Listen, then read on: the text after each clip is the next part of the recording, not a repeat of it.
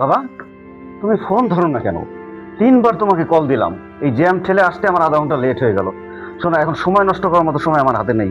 চা খাবে? আর তুমি বোঝো না কেন? চা খাওয়ার সময় এটা না। আমাদের এখন এই জমির দলিলটার বিষয়ে সমাধান করতে হবে। ব্যারিস্টার সাহেব অফিসে অপেক্ষা করছেন। কোন জমি?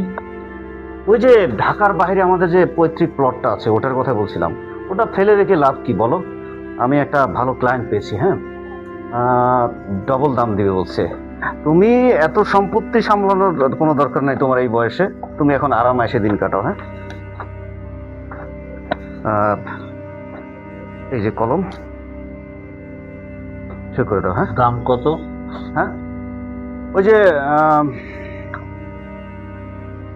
2 কোটি। 2 কোটি? হ্যাঁ। জমির দাম তো 5 কোটি। আরে বাবা, তুমি বর্তমান বাজার সম্পর্কে কোনো আইডিয়া আছে? এই জমি সর্বসাকুল্যে 1.5 কোটির বেশি পাওয়া সম্ভব ছিল না। আমি অনেক বুঝিয়ে সুঝিয়ে 2 কোটিতে রাজি করিয়েছি। ঠিক আছে, তুমি সই করে দাও।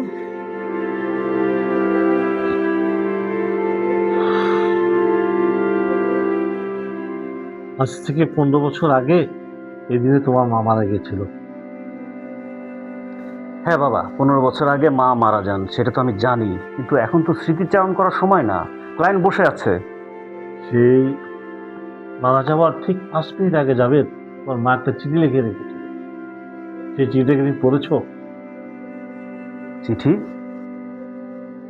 আমি তো জানি মা অসুস্থ ছিলেন, চিঠি লিখবেন কিভাবে বাবা? তুমি তুমি আমার সঙ্গে চালাকি করছো। সেই চিঠিতে কি লিখেছিল জানো? চিঠিতে লেখা ছিল, জাবেদ যদি কখনো ব্যাংকের চেক আর জমির দলিল নিয়ে আসে, তুমি তাতে সই করো না, কারণ জাবেদ তোমার ওষুধে বিষ মিলাতে পারে। পাগলামি বন্ধ করো বাবা, মা এসব লেখেনি। আমি জানি তুমি আমাকে মিথ্যা অপবাদ দিচ্ছ। আমি তোমার ছেলে, আমি তোমার ভালোর জন্য এসব করছি বাবা। আমি বলিনি তুমি বিষ মিশিয়েছ, আমি শুধু বলেছি তোমার মা চিঠিতে কি লিখেছিলেন। কিন্তু তুমি এত উত্তেজিত হচ্ছ কেন?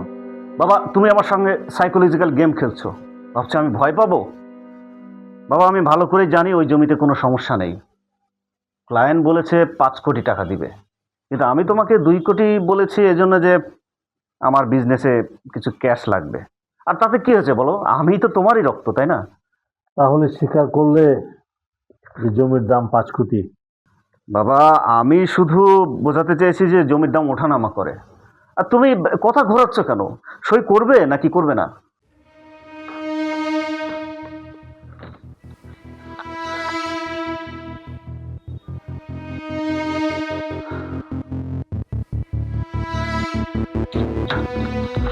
জাবেদ, এই দলিলে তোমার মার নামটাও আছে।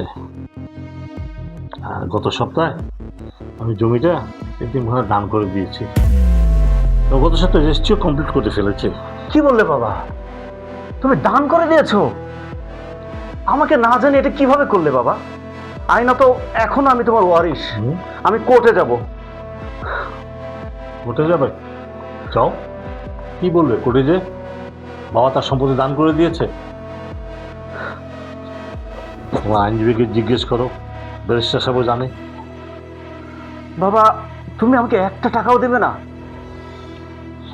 আমি অনেক দেনা হয়ে গেছি বাবা, ওরা আমাকে মেরে ফেলবে। তোমার মনে কি একটু দয়া মায়া নেই? তুমি চটপটে, কিন্তু তুমি লোভী। তোমার ভিতরে আগুন আছে, তুমি পোড়াতে জানো না। আজকের পর তুমি আমার বাসায় আসবে না, বেরিয়ে যাও।